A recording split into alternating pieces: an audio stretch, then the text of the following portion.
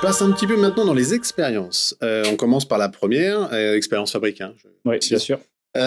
Data Factory, on a l'arrivée du copy job. C'est incroyable. Vous pouvez vendre plus de rêves là?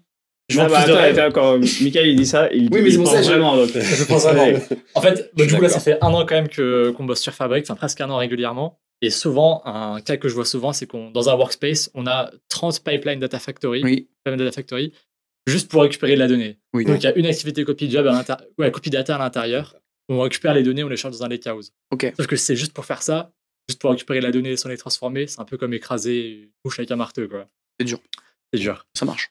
Il y a plein de trucs, on a des boucles et tout, machin. Ok. Et là, l'arrivée du copy job, ça permet de faire juste une chose, récupérer les données d'une source, un SQL Server, une API, peu importe, les charger dans une destination. Et tu mets ça où, ça? Point. C'est un item que tu crées dans le workspace. C'est comme. C'est dans le workspace. C'est un item à part entière. C'est de la gestion pure, quoi. C'est de la gestion pure. Donc c'est plus un pipeline, c'est juste l'option du pipeline que tu as sorti au niveau. Vraiment, l'interface, c'est d'un côté, tu récupères ta source. Ah, c'est super. À droite, tu as la destination. Et c'est vraiment très simple. Ok, c'est pas mal. Et donc, imagine, moi, j'avais mon problème avec mes fichiers Excel qui sont sur un SharePoint. Ça marche, ça, ou pas?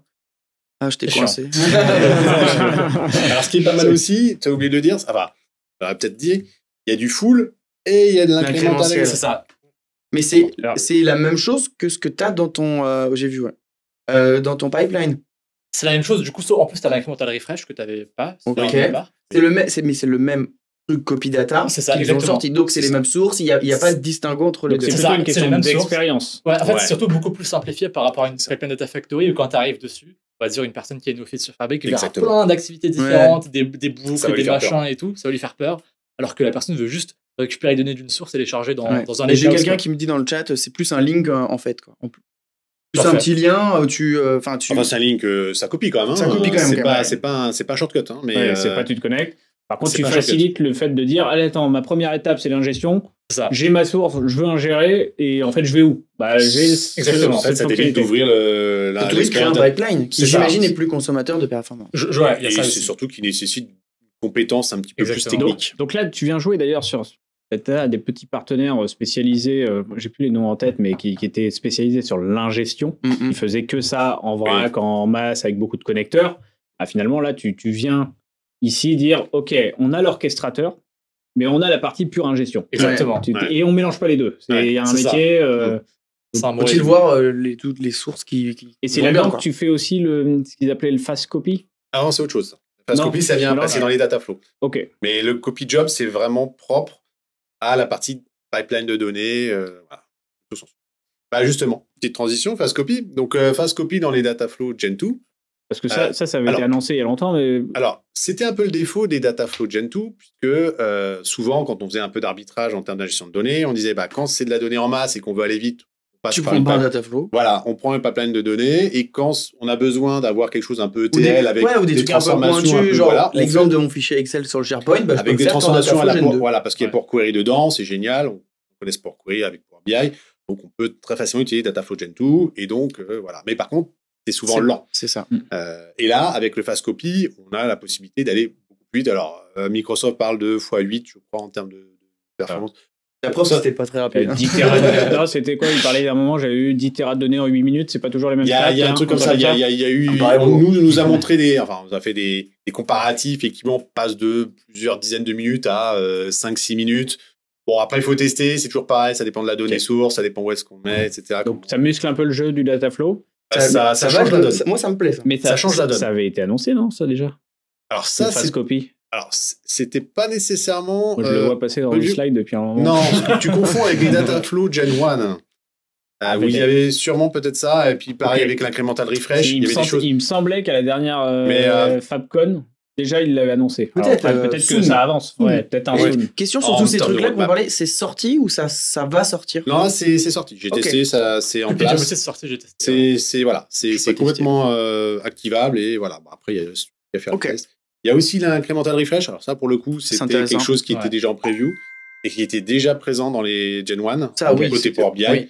Et là, enfin, on a l'incrémental refresh dans les data flows. Là, tu n'es plus obligé d'écraser et de recharger tout d'un coup. Tu prends que ton delta. C'est ça. Du coup, tu gagnes du temps. Là, je pense que Microsoft a surtout joué sur la partie Dataflow Gen 2 en disant, OK, les gens voient Dataflow Gen 2, c'est lent, C'est super pratique parce qu'on peut faire plein de choses graphiquement avec l'interface pour Query Online. On peut faire plein de trucs. Donc c'est ça, on le rappelle. Hein, dans Fabric, ça s'adresse à peu près à tous les publics. Dataflow, c'est ce que tu avais déjà sur Data Factory. Proche, moteur Power BI. Sur Factory aussi, tu avais les Dataflow. Oui, tu les Data Factory. C'est les Gen 2. Mais c'est surtout Power BI pour la partie Power Query Transfo. La différence, c'est Dataflow Gen 1, ça renvoie que sur du Power BI.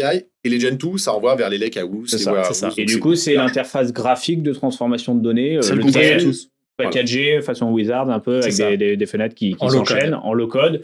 À côté, tu peux faire notebook ou d'autres choses. Là, on peut faire du M, enfin, ceux qui connaissent. Par contre, du coup, il y avait une expérience simplifiée, mais pas toujours les perfs, de ce que je comprends. C'est ça. Nous, on passait souvent sur les pipelines, si on avait juste de l'ELT, Extract, Load, Transform, on passait surtout par des pipelines de données quand on avait de la volumétrie, on passait plutôt par les pipelines. Ok. Et là, maintenant, donc, c'est super pour les Dataflow. Je pense que beaucoup de gens vont s'y mettre, du coup, et ça, c'est ça. Il y a aussi un gros sujet sur les UDF, les User Defined Functions. Et non parti politique, ça. En gros, c'est des scripts à la PowerShell qu'on peut exécuter directement. Et là, maintenant, on va pouvoir les mettre. Maintenant, c'est une nouvelle activité dans les Data Factory, dans les pipelines. Donc, on va pouvoir maintenant exécuter nos scripts. Donc, en gros, sky is the limit maintenant, c'est-à-dire qu'on va pouvoir orchestrer. C'est que du PowerShell que tu exécutes ? Essentiellement. Ok.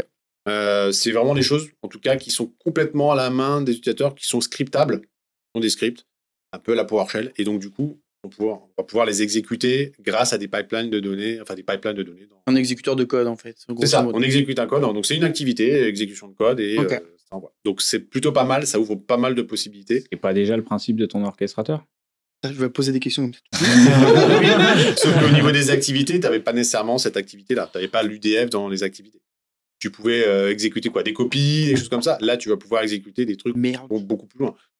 Des transformations vachement avancées, faire des fonctions. Tout ce que tu peux, entre guillemets, faire avec du PowerShell, tu vas pouvoir le faire. C'est pas juste une activité, c'est exécuter du code, du coup. Du code, c'est ça, complètement. Donc, au-delà de l'aspect PowerShell, c'est ça là. C'est qu'on peut avoir une transfo qui se lance au moment où on le fait. Voilà. En plus de ce qu'on pouvait faire, avant, on pouvait envoyer exécuter notebook aussi, évidemment. Donc, voilà. C'est encore une complémentaire, fois, ça diversifie. Tu ramènes tout le monde, en fait. Voilà. Chacun aura son outil de prédilection. Est-ce qu'on voit à l'écran ou pas ? Je vois pas. Non, il l'a pas encore mis, Antoine. Non, la vidéo, trop tôt. C'était le copy job. Arrête de montrer ce qui arrive avant. Autre sujet aussi sur la partie Data Factory, je terminerai là-dessus, c'est enfin l'intégration des pipelines ADF dans Fabric. C'est-à-dire que... Plus besoin de redévelopper tes pipelines, grosso modo. Voilà, exactement. Donc ça, il y a un client qui avait tout fait avec de l'ADF. Et dans Synapse, je précise, il y a aussi Synapse qui est en compte. Intéressant. C'est quoi ? C'est appelable ou copiable ? On passe par l'activité qu'on appelle invoke. Donc c'est appelable. Voilà. Donc c'est appelable. On appelle, tout à fait. Mais par contre, c'est mesurable, c'est gérable directement dans les activités de ça t'aide pas dans une migration, par contre. Non, tu migres plus. Tu gardes ça t'évite de tu gardes ton legacy et potentiellement tu développes tes nouveaux sur Fabric, mais tu gardes les anciens sur ADF. Tu peux se dire, moi j'ai des clients qui sont dans ce cas de figure et qui disent non, on ne repassera pas sur du Fabric pour ADF parce que tout marche bien. Avec le hub de supervision côté Fabric. Donc en gros, on a tout au même endroit pour la supervision. Ça, c'est plutôt intéressant. Ok. Tout au même endroit en termes de supervision. Par contre, on développe pas. Scénario hybride, du coup. Voilà. Mais ce qui est intéressant, c'est que Migrove se dit, ok, bon, on va pas forcer tout le monde à migrer. Ça, c'est bien. Oui, donc, ça remet pas en cause. Tu viens de livrer ta plateforme il y a un an, même pas sur ADF, etc. Tu les as là. Voilà. Compliqué, quoi. Donc là, au moins. Tu dis comme ça.